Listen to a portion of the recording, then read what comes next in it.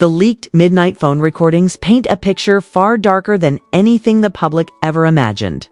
These aren't just casual late-night conversations. These are calculated, clean exchanges that insiders say reveal Erika Kirk's true intentions. Intentions that Charlie never saw coming.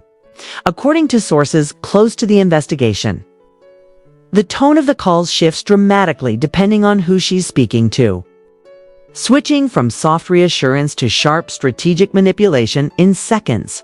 And the most disturbing part, every piece of audio suggests that Charlie trusted her completely, even as she was quietly moving chess pieces behind his back.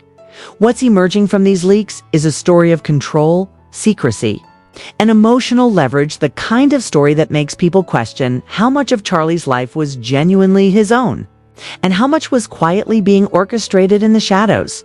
Analysts who reviewed the calls say the language used isn't just suspicious, it's deliberate. It's the kind of wording someone uses when they know exactly what they want, and exactly how to get it. These recordings have already sent shockwaves through political circles, with some insiders calling them the missing puzzle pieces that finally explain the contradictions surrounding Charlie Kirk's final months. Fans are stunned, Charlie's parents are furious, and investigators are now digging deeper than ever into Erika's private communications, because if this is what she said at midnight, people are terrified to imagine what might still be hidden. The first leaked midnight call doesn't start with chaos or confrontation. It starts with a whisper. Erika's voice is low, steady, almost rehearsed, like she already knew the person on the other end would be taking notes. That alone set off alarm bells for investigators. Most late-night calls are sloppy, emotional, or rushed. This one was clean. Too clean. And according to insiders who analyzed the audio, her tone didn't match the situation she claimed to be in publicly, while she presented herself as overwhelmed, confused, and devastated for months. The midnight call shows a woman who was clear-headed, strategic, and far too calm for the crisis she said she was dealing with. The recording begins with Erika telling the unknown recipient that Charlie was finally starting to break. Those were her exact words. The chilling part wasn't just what she said, it was how she said it. Not with concern, not with fear, but with quiet satisfaction. According to the forensic analysis of the audio, she pauses after that sentence as if waiting for approval or acknowledgement. Then she continues, saying she needed just a little more time to make sure he didn't pull away from her influence. This was not the voice of a grieving widow or a supportive partner. This was someone moving pieces on a board, tracking reactions, and preparing her next steps carefully. People close to Charlie say this aligns disturbingly well with how he started acting in the weeks leading up to the incident. They say he seemed drained, distracted, and disconnected, not because of stress alone, but as if something or someone was wearing him down piece by piece. The midnight call makes that suspicion feel less like speculation and more like confirmation. Erika repeatedly says she was guiding him, keeping him focused, and making sure he stayed where he needed to be. These phrases stood out because they all carry one thing in common: control. She wasn't describing support. She was describing management. The leaked call also reveals that Erika had been communicating with people Charlie didn't even know existed in his inner circle. Names that never appear in his public schedule or in his internal team memos are mentioned.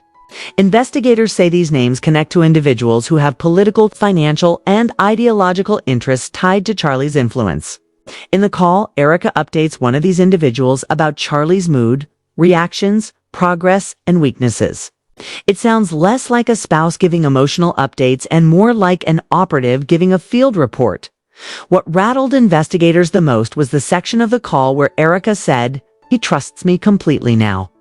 He won't question anything I tell him." Those words have become the centerpiece of the entire leak because they reveal intent. That was not casual language or emotional expression. That was strategic positioning. If true, it means that Charlie was operating under the illusion that Erika was someone he could lean on during hardship, not realizing she may have been shaping the hardship itself. People who reviewed the audio say can actually hear Erika pacing during the conversation, At first, that might seem unimportant. But pacing during a call is tied to heightened cognitive activity, thinking, adjusting, planning. Every step she takes in the recording syncs with moments where she shifts direction in the conversation.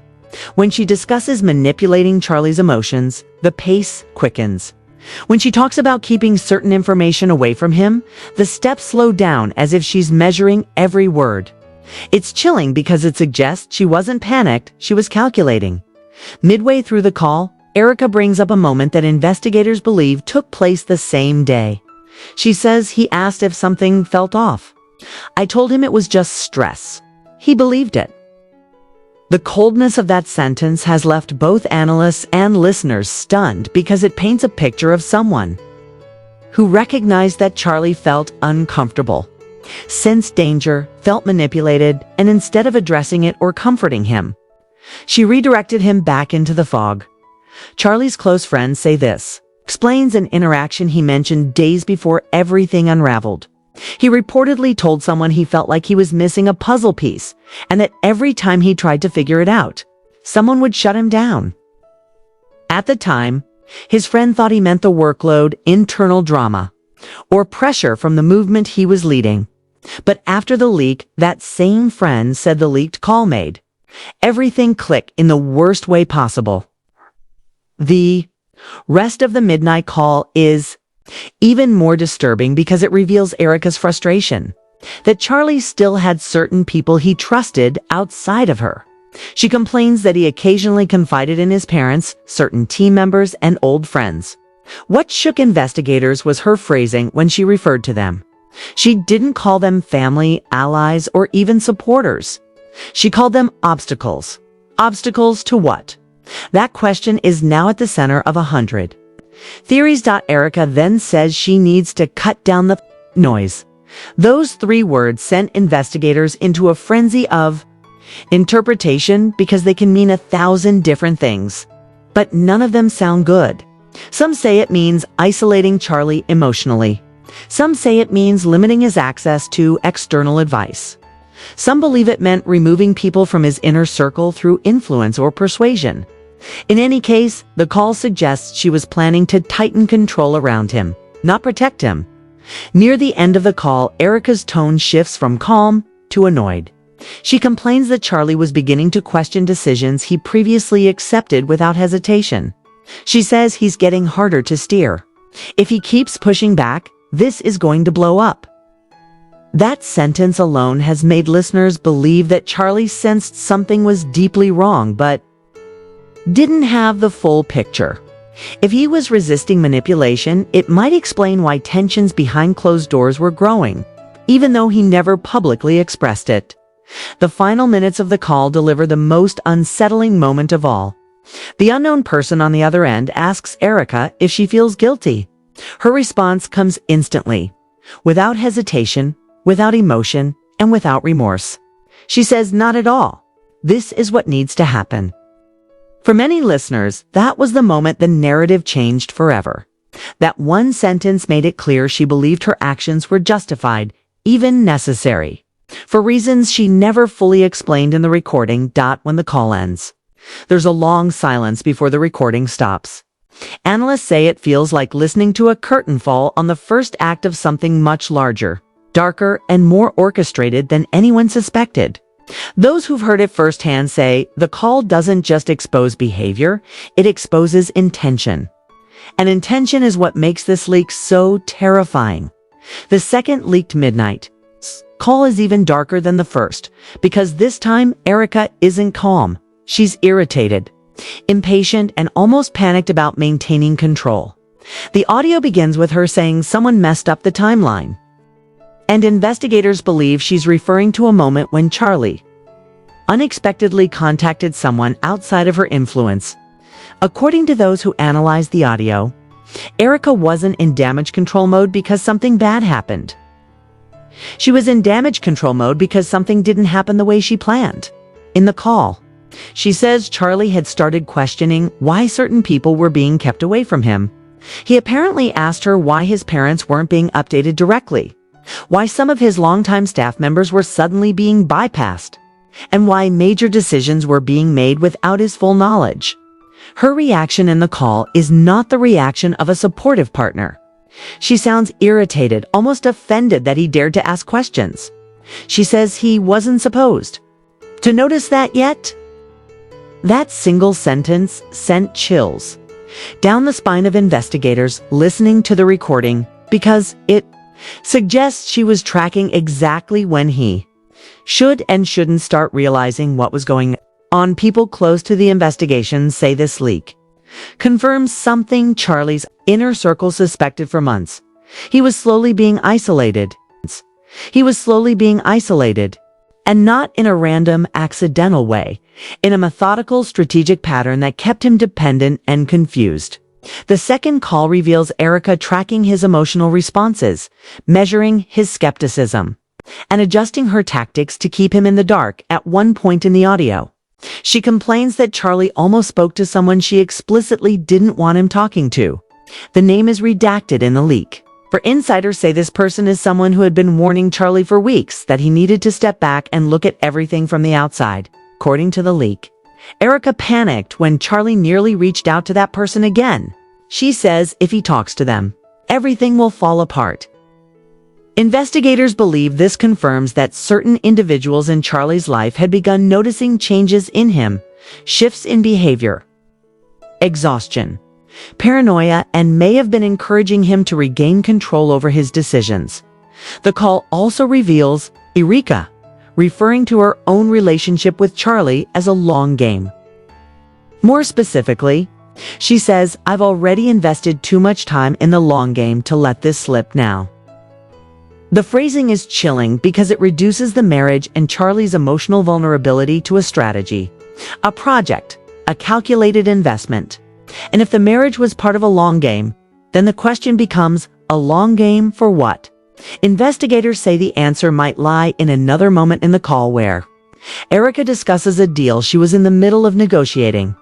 She never mentions the details, but she says she needs Charlie to settle down and stop asking questions until everything is finalized. This is what analysts believe ties Erika to outside individuals who had something to gain from Charlie's influence, political position, or reputation. According to several insiders who reviewed the recording, the tone of her discussion suggests she was dealing with people who were not part of Charlie's personal life at all, but rather individuals with interests far beyond their marriage. The leaked audio gets even darker when Erika describes how she handles Charlie's emotional reactions. She says, "He trusts me too much. All I have to do is cry, and he backs down." Investigators say this is one of the most disturbing lines in the entire recording because it exposes her understanding and exploitation of his emotional vulnerabilities. Charlie was known for being deeply loyal and protective of the people he cared about, especially those he loved. If he thought someone was hurting or troubled, he would drop everything to help them. According to the call, Erika used that trait against him repeatedly. She describes a moment earlier that evening when Charlie brought up something he found suspicious. Instead of answering him, she says she turned it around by acting hurt, implying that he was accusing her unfairly. She tells the person on the call he felt so guilty he apologized 5 times.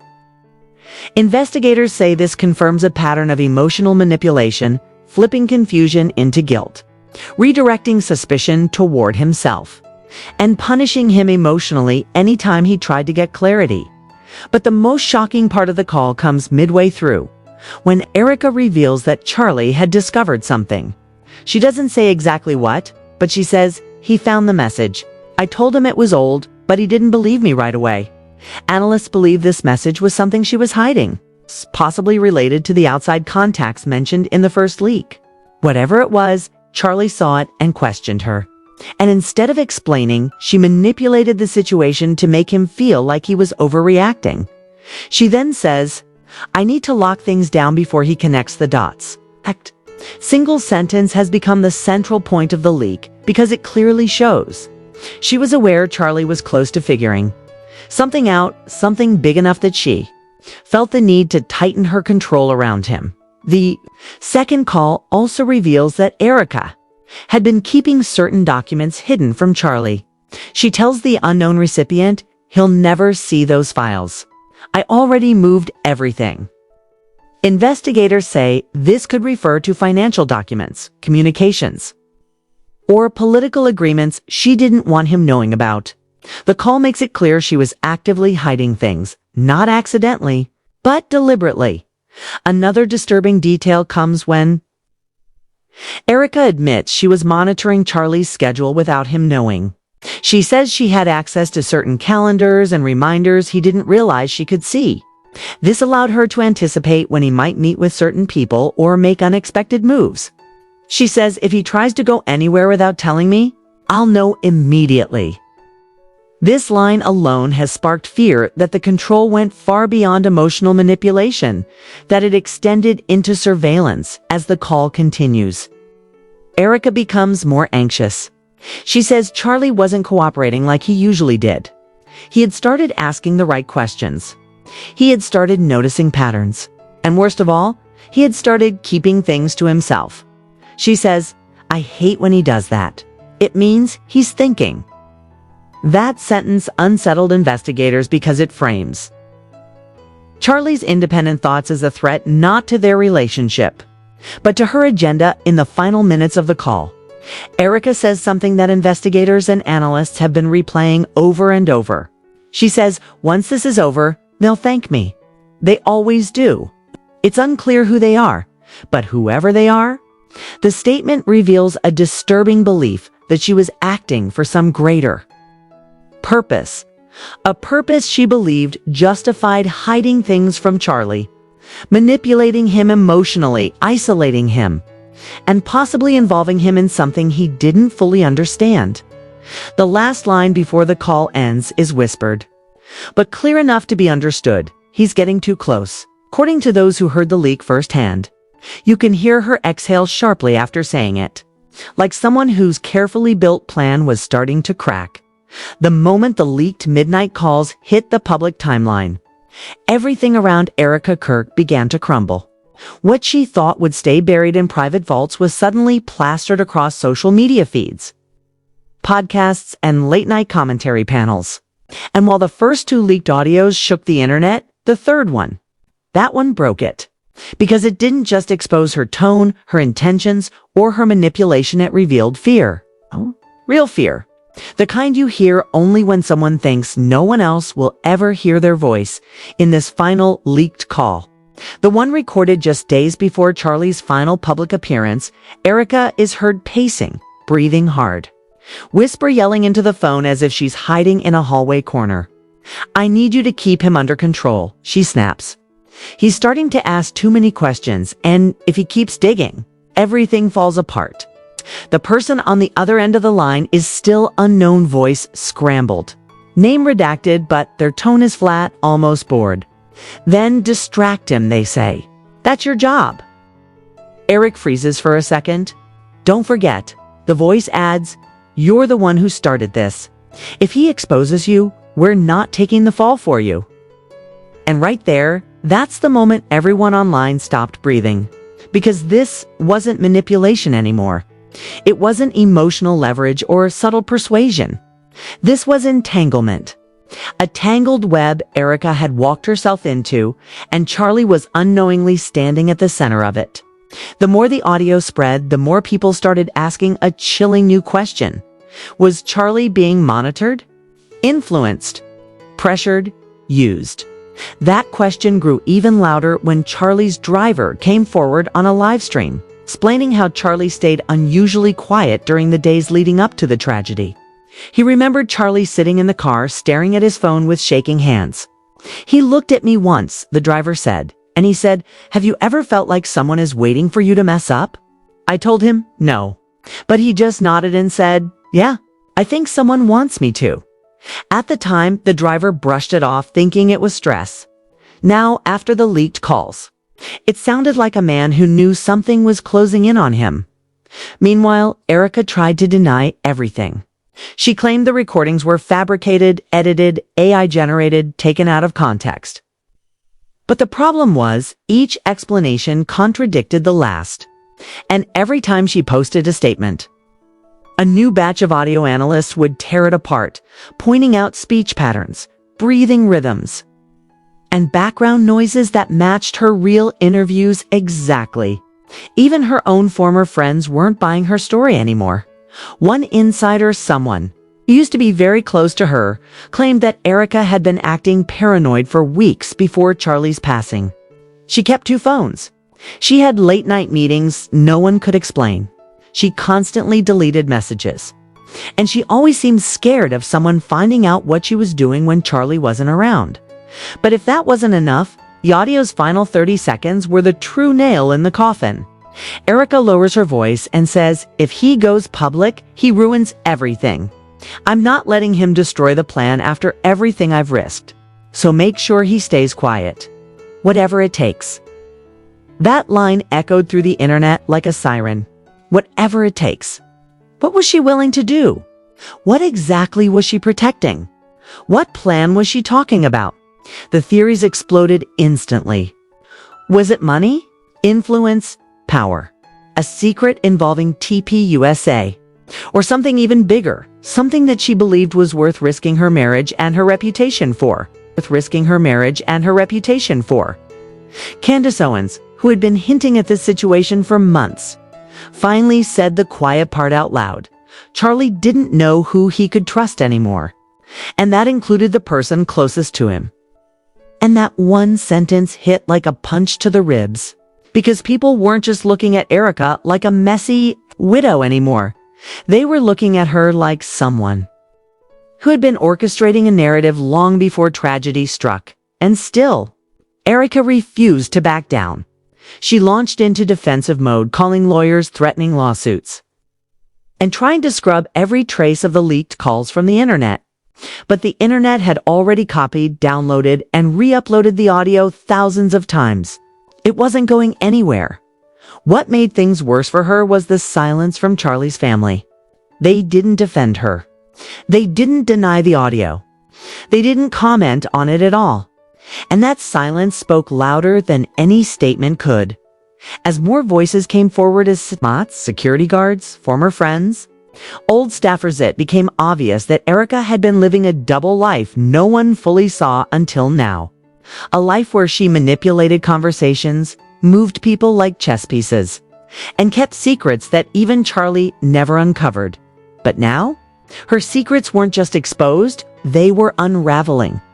And the final leaked clip ends with Erika whispering, almost panicked, if this gets out, I'm finished. And she was right. Because with these leaked calls, the world finally saw the version of her Charlie may have been trying to escape from.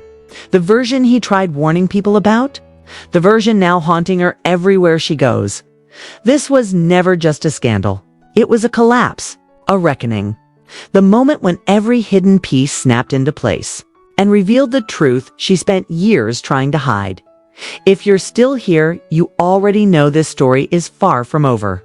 More voices are coming forward, more evidence is surfacing, and Erika's entire house of cards is shaking harder every day.